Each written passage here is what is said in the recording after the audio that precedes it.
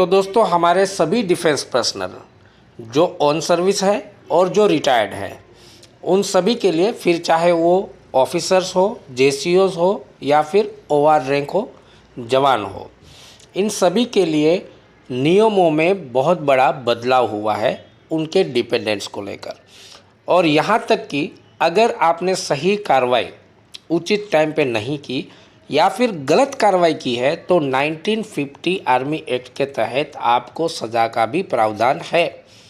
तो इस वीडियो को देखना बहुत ज़्यादा ज़रूरत है ताकि आपको अपनी सुविधाएं मिलती रहे, चाहे आप आर्मी से हैं, एयरफोर्स से हैं या नेवी से हैं, सबके लिए ये नियम लागू होते हैं। तो आइए देखते हैं कि इसमें क्या ऐसी चीज़ें बदली है जो हमारे ऊपर इफ़ेक्ट करेगी। तो देखिए, सबसे पहले मैं आपको बता देता हूँ, ये लेटर 18 अक्टूबर 2023 का है और सभी कमांड्स को ये लेटर दे दिया गया है। और यहाँ पर देखिए इसका title, interim medical entitlement card for serving personnel dependents beneficiaries entitled to medical oblique dental treatment from service hospitals. यानी कि डिफेंस पर्सनल के जो भी डिपेंडेंट्स सर्विस हॉस्पिटल से सुविधाएं लेते हैं, अपना मेडिकल चिकित्सा लेते हैं, चाहे वो डेंटल हो या किसी और प्रकार की सुविधा हो, तो उनके नियमों में काफ़ी बड़ा बदलाव हुआ है।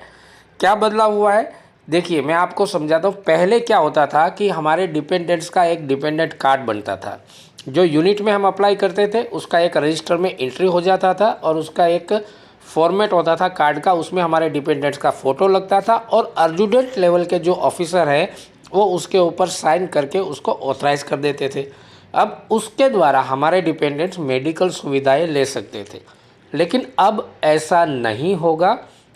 फरवरी 2024 से आपके ये वाले पुराने कार्ड्स एक्सेप्ट नहीं किए जाएंगे। आपको नए कार्ड बनवाने होंगे और नए शर्तों के साथ में, नए प्रावधान के साथ में बनवाने होंगे। ये सब चीज़ें क्या क्या है वो मैं आपको बताता हूँ। तो देखिए यहाँ पर ऐसा क्यों हुआ, सबसे पहले तो ये समझते हैं। तो दिल्ली हॉस्पिटल और AHRNR इन दोनों ने ये ऑब्ज़र्व किया है कि जो भी डिपेंडेंट्स के मेडिकल कार्ड बने हुए हैं उसका कहीं ना कहीं गलत फ़ायदा उठाया जा रहा है या उसको मिसयूज किया जा रहा है। तो इस चीज़ों को देखते हुए, इस ऑब्जर्वेशन को देखते हुए अब ये एक्शन लिया गया है गवर्नमेंट की तरफ से। तो इसमें ये बताया जा रहा है कि पहले जो कार्ड बनते थे हमारे डिपेंडेंट्स के, वो आर्मी ऑर्डर 74/75 के तहत बनते थे, जो कि अब आगे जाके फरवरी 2024 से बिल्कुल भी एक्सेप्ट नहीं किए जाएंगे। बल्कि अब जो कार्ड बनेंगे वो आर्मी ऑर्डर 120/80 के तहत नए फॉर्मेट के हिसाब से और नए प्रोसीजर से बनेंगे। क्या बनेंगे ये देख लेते हैं। देखिए यहाँ पर बोल्ड करके लिखा हुआ है, the dependents card as per army order 74/75 in block will not be accepted as dependent card for medical entitlement in hospitals with effect 1 February 2024। यानी फरवरी 2024 से ये वाले कार्ड बंद हो जाएंगे। तो जैसे कि मैंने आपको बताया, आर्मी ऑर्डर 120/80 के तहत नए कार्ड बनेंगे। और यहाँ पर देखिए ये भी लिखा हुआ है, Indian navy and Indian air force hops are also requested to accept this new format and reject the old one as above. मतलब कि आर्मी, नेवी और एयरफोर्स के जितने भी डिफेंस पर्सनल है सभी के लिए ये लागू होता है और सभी को इसमें बदलाव लाना है।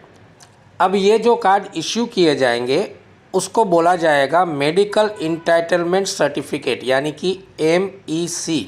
और इसको बनाने के लिए आपको क्या क्या नए बदलाव करने पड़ेंगे ये हम आपको दिखाते हैं। देखिए, इस कार्ड को बनाने के लिए जो आपको ऑथराइज होंगे, जो अधिकारी उसके ऊपर साइन करेंगे, उनका जो स्टेज है वो बदल दिया गया है। पहले एडजुटेंट लेवल का ऑफिसर भी उसके ऊपर साइन करता था, लेकिन अब यहाँ पर देखिए टॉपिक 1 में CO/कमांडेंट of unit not below the rank of colonel will be the issuing authority of MEC। यानी कि अगर उसके ऊपर साइन करना है जो ऑथराइज़ करेगा वो कर्नल रैंक से नीचे नहीं होने चाहिए, और वो भी या तो वो CO होने चाहिए या कमांडेंट होने चाहिए, तब उनको एक्सेप्ट किया जाएगा। दूसरा, स्टेशन कमांडर या adm commandant of station will be issuing authority for persons of similar units commanded by lieutenant colonel and below. मतलब जो छोटे दर्जे की यूनिटें हैं जहाँ पर लेफ्टिनेंट कर्नल कमांड कर रहे हैं या उनके नीचे के अधिकारी कमांड कर रहे हैं, तो ऐसी कंडीशन में स्टेशन हेडक्वार्टर के जो स्टेशन कमांडर होंगे या एडम कमांडेंट होंगे वो उसके ऊपर साइन करेंगे, उनको ऑथराइज़ किया गया है। और आपके जो डिपेंडेंट्स हैं जो हॉस्पिटल से सुविधा लेना चाह रहे हैं उनका भी एक क्राइटेरिया दिया गया है कि ये कौन कौन से डिपेंडेंट इस सुविधा को ले पाएंगे। तो इसमें सबसे ज़रूरी चीज़ है, देखिए आपके डिपेंडेंट्स चाहे आपके पेरेंट्स हो या 18 साल से ऊपर के बच्चे हो, तो उनके लिए उनकी महीने की इनकम 9,000 से ज़्यादा नहीं होनी चाहिए। महीने की इनकम 9,000 से ज़्यादा नहीं होनी चाहिए। मान लीजिए कि आपके पेरेंट्स आपके डिपेंडेंट हैं, तो माता और पिता दोनों की मिला के 9,000 से ऊपर महीने की इनकम नहीं होनी चाहिए। इसके बारे में हमने पहले भी बात किया था, पेंशनर भाइयों के लिए ऑर्डर आया था ये, और 18 सितंबर 2017 को ये रेट बदल दिया गया था। उससे पहले 3500 रुपये की इनकम मानी जाती थी, लेकिन अब 2017 18 सितंबर से ये इनकम जो है क्राइटेरिया ये 9,000 रुपये का कर दिया गया है। तो आप लोगों ने सभी ने ध्यान रखना है, अगर आपके डिपेंडेंट्स के अकाउंट में कोई ऐसी इनकम आ रही है जो कि महीने की 9,000 से ज़्यादा बन रही है, तो ऐसी कंडीशन में वो आपके डिपेंडेंट्स नहीं कहलाएंगे, उनको ऑथराइज नहीं किया जाएगा। और इसके लिए आपको इनकम सर्टिफिकेट देना होगा रेवेन्यू डिपार्टमेंट ऑफ डिस्ट्रिक्ट, उसके द्वारा आपको एनुअल इनकम सर्टिफिकेट देना होगा, तब जाके आपका ये डिपेंडेंट कार्ड बन पाएगा। नीचे उसका प्रोसीजर दिया हुआ है कि ये एमईसी जो है उसको बनाने का प्रोसीजर क्या है। तो प्रोसीजर सेम है। सबसे पहले अगर आप डिफेंस पर्सनल है तो इस कार्ड को बनाने के लिए, एमईसी को बनाने के लिए आवेदन करेंगे। आवेदन करने के बाद आपके जो डॉक्यूमेंट्स है, सर्विस डॉक्यूमेंट, उसके अंदर आपका पार्ट टू ऑर्डर होना चाहिए, आपके डिपेंडेंट्स का पूरी तरह से प्रॉपर ऑफिशियल डॉक्यूमेंट होना चाहिए, और सेम आपके डिपेंडेंट्स के आधार कार्ड भी होने चाहिए उसी पर्टिकुलर डिटेल्स के साथ में। और बाद में सेम जैसे कि हमने बात किया, कर्नल रैंक से ऊपर के अधिकारी हो तो वो साइन कर सकते हैं, कर्नल रैंक से नीचे के अधिकारी साइन नहीं कर सकते हैं। छोटी यूनिटों में स्टेशन कमांडेंट और एडम कमांडेंट उसके ऊपर साइन कर सकते हैं। तो ये तो उसका प्रोसीजर हो गया।